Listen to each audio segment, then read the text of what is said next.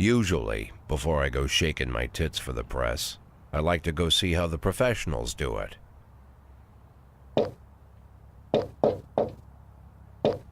Some might say the chief of police has no business in an institution like this, but in fact it's the quietest and safest place in town. You won't run into any reporters, nobody gets into any fights, nobody drinks too much, nobody even raises their voice. The place is owned by an elderly gentleman who knows how to keep things under control. That's why I never invite my friends here. I wanted to make an exception for my 60th birthday, but most of my colleagues are young enough to be my sons, and they'd rather just hire prostitutes. Why stare at some boobs when you can take the whole package for yourself? But there's none of that in our club. Even looking too long is considered indecent. You can get an occasional glimpse, like by accident. The rest of the time you just pretend that you're immersed in conversation, or just come by for a drink. Doesn't mean these gentlemen wouldn't want their bald heads smothered in tits. It's just that nobody says it out loud. My younger colleagues might call it hypocrisy, but I call it the good old-fashioned manners. Good manners and leave the rest unsaid. She agrees to unbutton her blouse, and we agree not to pay too much attention. The girls are on a quiet prowl, too. They're looking for a way out of their cramped rooms. Maybe make friends with some wealthy patron with a pacemaker and dentures. Everybody wants something. But we have to control ourselves, or we'll all turn into libertines and prostitutes. Hell, if there weren't any rules, I'd be belching and farting, jumping up on the table, arms held high, yelling, "Shake it, baby!"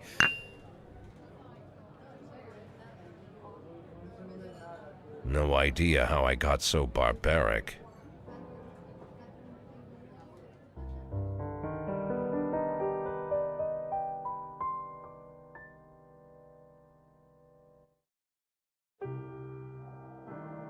Hello everybody to This Is the Police.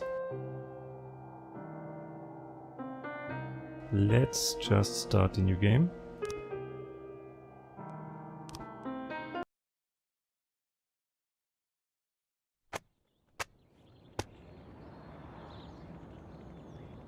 Let's see. The mayor seems to be a bit of a lunatic.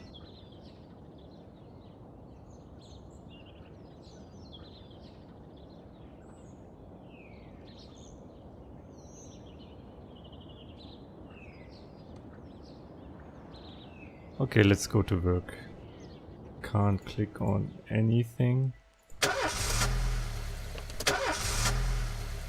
We don't have the best car, I don't think.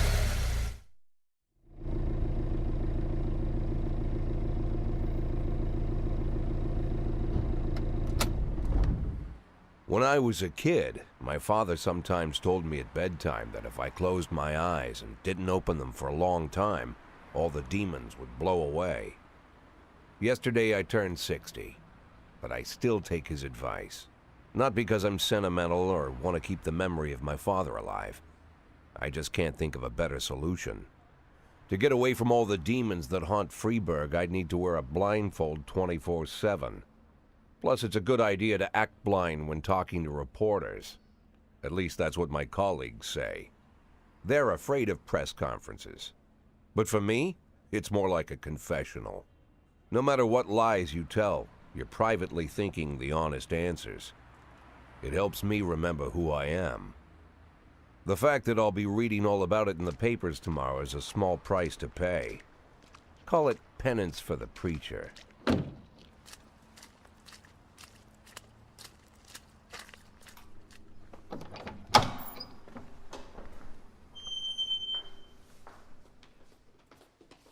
This is the first time I'm afraid of those answers my mind has given me. Not because I'm mad I'm losing my job. Though it's true, I'm mad as hell. Not because I subconsciously blame everyone else. Though I damn sure do blame them.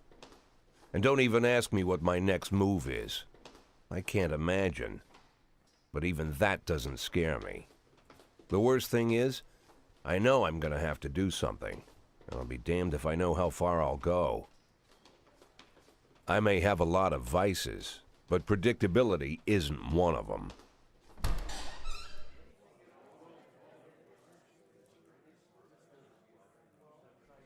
I learned a long time ago how to drive away the swarming demons. But what do you do when they're trying to rip your soul from your skin? Shutting my eyes tight as I can. The best solution remains the same: play blind. I just hope the reporters think I was blinded by the camera flash.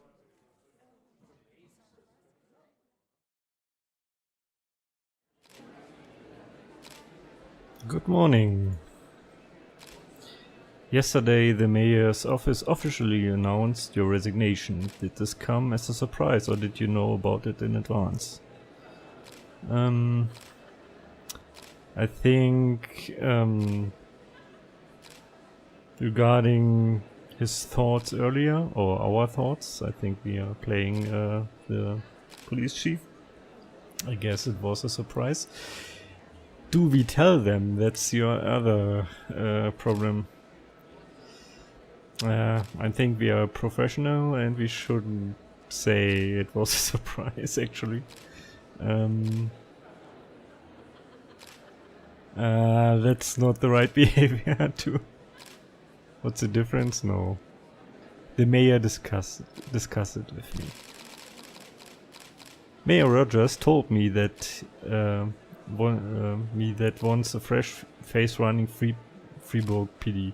So no, it didn't come as a surprise. Do you already know the name of your successor? No, I think it's a new man. I think it will be a department veteran. Who cares? Well, let's be honest, no. Of course not, and I don't think the mayor's office knows who it is either. It was a bit aggressive, actually, for my taste. After the recent corruption scandal, your deputy Francis Kendrick said he was looking forward to resigning. If the mayor offered him your position, would that change his mind? I mean, if it is really true about the scandal, I'm not sure if he would be the right person. So...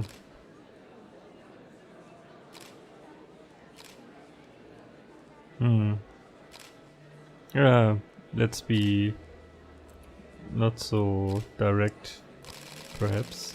Sounds possible, if he thinks the new office would help him serve the city a little longer. Although Kendrick was acquitted, many still believe that the police are cooperating with the mafia. Do you have anything to say about this? We could call it out, but actually I'm not sure if it is true. If he says he doesn't know, then he is a bad police chief, actually. If it helps the police? What, cooperating with the mafia or what?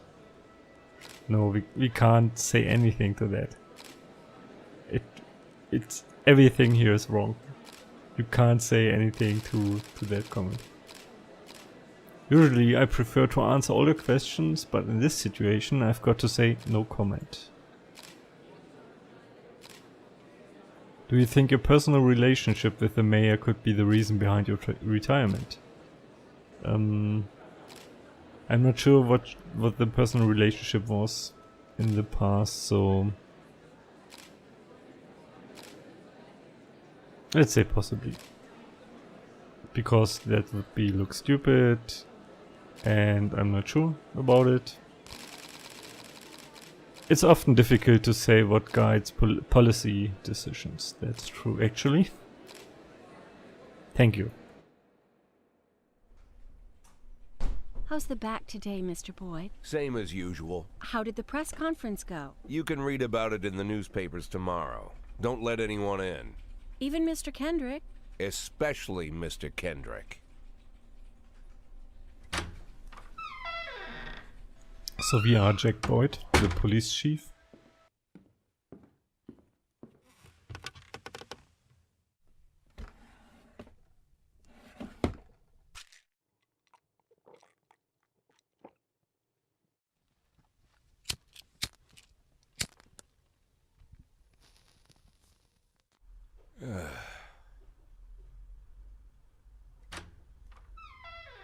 As soon as I heard the door creak, I knew what face I'd see. When I tell Emma not to let anyone in, there's only one man it could be. Rude, arrogant, no warning. That's Mayor Rogers in a nutshell. White summer shoes, white socks, white shorts, white polo shirt, and the white smile of a hungry shark. Mayor Rogers enters every room like he owns the place. Even the floorboards under his feet sound like they're creaking an apology. He never shied away from the odd corruption scheme. It's like the devil walks behind him. In the movies, the villains controlling the city play golf with the judges. Rogers plays tennis with them instead. That's about the only difference. Jack, I was hoping to catch you after the press conference. You ran away so quick.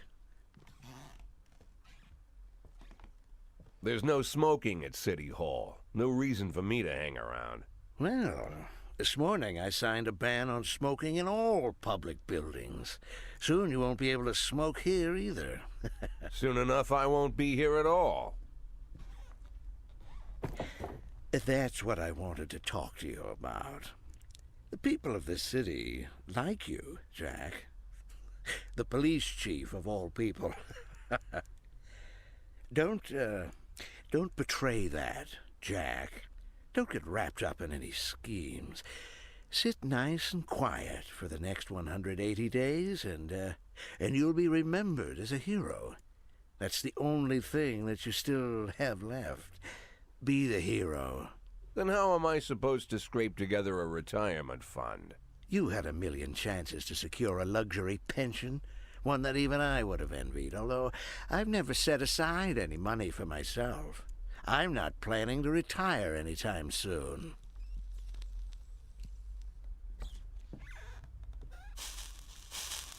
"180 days of quiet, Jack. That's all I need. I don't have any problems with you, and you won't have any problems with me. I have a new assistant, Troy Starr. If you have something to tell me, call him. But try not to bother him. He's a busy man." I'll do my best. "And quit smoking up the office. One of my friends will be using it soon."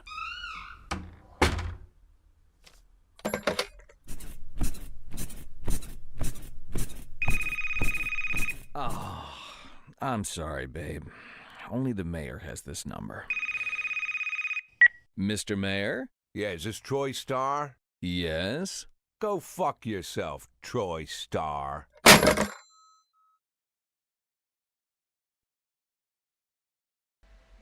Okay. The mayor is a huge asshole.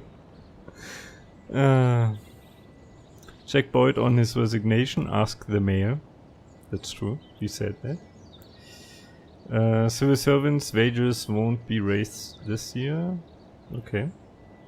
Cleanness of city streets increased by 20%. Interesting. So the city is not all bad, I guess.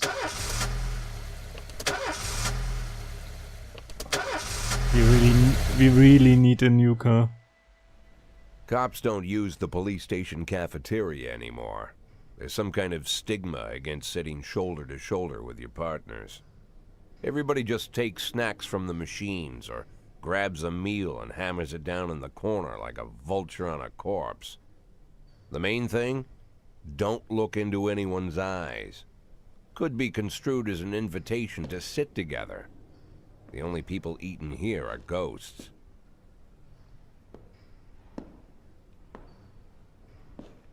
My deputy, Francis Kendrick.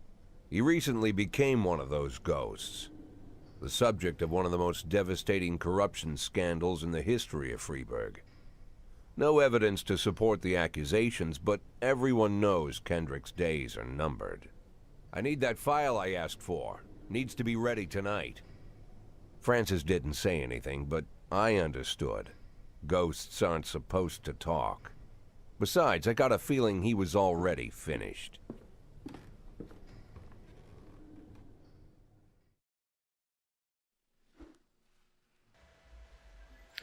So, do we want to see tips for the game? Yes, I would, because I played maybe half an hour, so not that much, and I will take any tip. So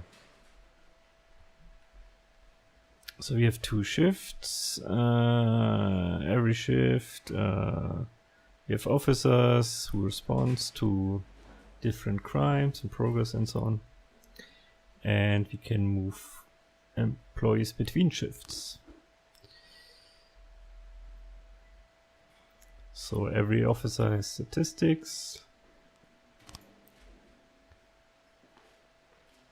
like his professionalism. It's shown with the number, I guess, and his rank.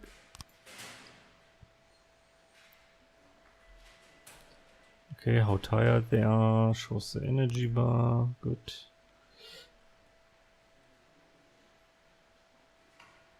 And sometimes they have problems.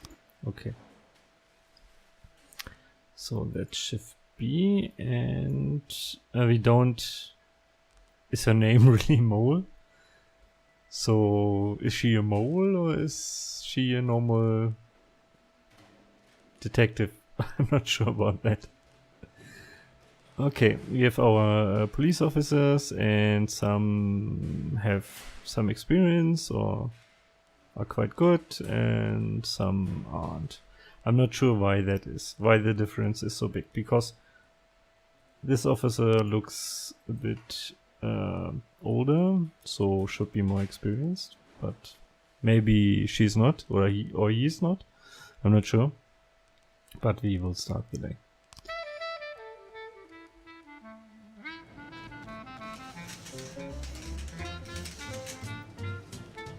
Yeah, let's remove it, the ash.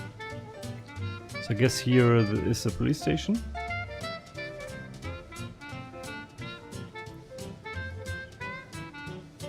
Okay, let's see what we got.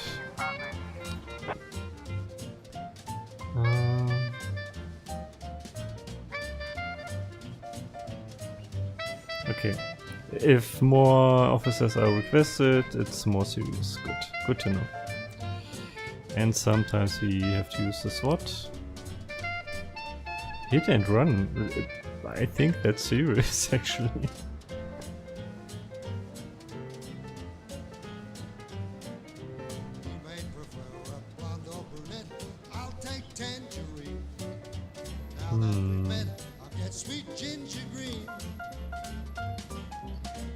So hit and run on a homeless man. Okay, we wanted to help, but not for homeless person, and he drove away. What we will do, what I think is useful in such cases, to take some very experienced person and one person who has not so much experience. As long as we have enough officers, I think that's not a problem, and a good approach, actually. So, Theater Manager. Oh, Citizen Kane, good movie. You should watch it, actually.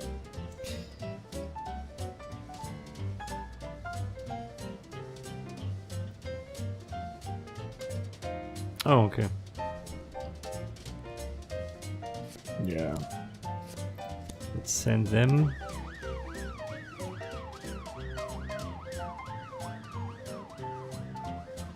It's a violent situation. So if they arrive, you get feedback, I think. Oh.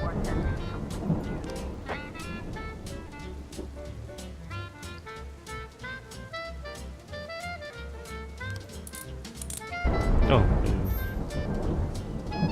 He caught the hit and run guy. Very nice.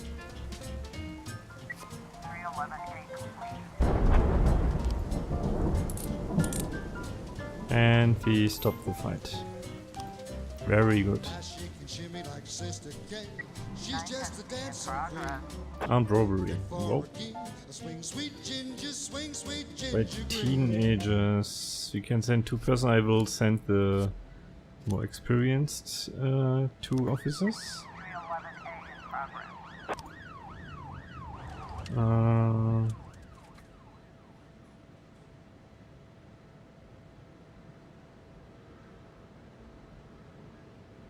Okay. Let's do this again.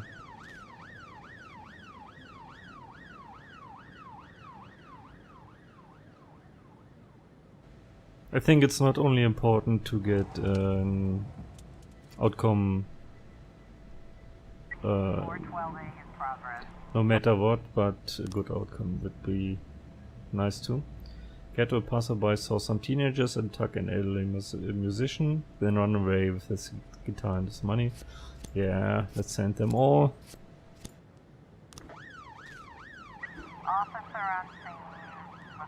So sometimes we have to give advice. Armed robbery in the suburbs. Let's see. Okay, we have the vehicle outside, but there seems no direct danger from the house. I'm not sure. Yeah, knock on the door, open up, police.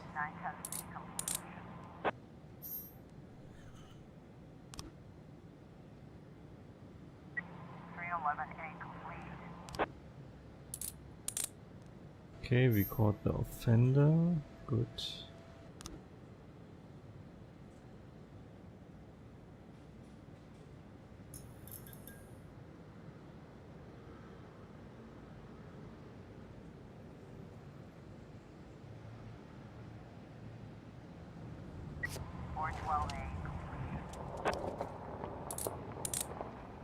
Ah, yeah. The assault was handled well. Very good. And that was the end of the day. We could wait until the officers are back in the department, but it doesn't matter, I think. So that was day 1 with shift B. I could order any cop to work on the next shift. And we see that they are at home. But I think we have the same amount of persons. Here we see that because of the day, the police officers are already exhausted. No matter if we sent them or didn't send them. That's good. No. I think that's fine for today.